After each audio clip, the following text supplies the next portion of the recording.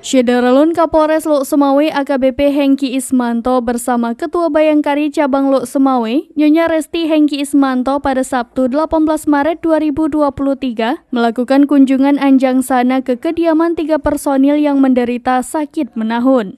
Kasih Humas Salman Al-Farisi mengatakan, 3 personil sakit menahun yang dikunjungi yaitu Aibtu Madle Tampu Bolon yang tinggal di Desa Kampung Jawa, Kecamatan Banda Sakti, Kota Lok Sumawe.